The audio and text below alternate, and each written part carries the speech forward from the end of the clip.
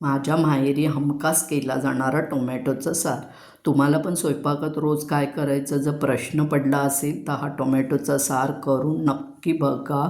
त्यासाठी कट केलेले 3 टोमॅटो, अर्धी वाटी ओलं खोबरं, थोडीशी कोथिंबीर आणि 1 हिरवी मिरची घेऊन छान वाटण केलेलं आहे. फोडणीसाठी 1 मोठा चमचा तेल घेतलेला आहे, अर्धा चमचा मोहरी, अर्धा चमचा जिरं, 4-5 कढीपत्त्याची पानं, 1 चमचा आलं लसूणची पेस्ट ती छान परतवून घ्या.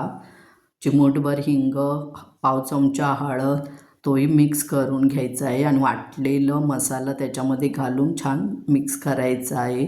त्याच्यामध्ये मी अर्धा चमचा धनाजिरा पावडर, अर्धा चमचा गरम मसाला पावडर, 1.5 चमचा लाल तिखट हे तुम्ही तुमच्या आवडीनुसार घ्या. तेही मिक्स करून घ्यायचं आहे. गॅस बारीक करून 1 मिनिट झाकण लावून शिजवून घ्यायचं आहे. आता याच्यामध्ये मी 1 ग्लास पाणी आणि 1 चमचा मीठ घातलेलं आहे.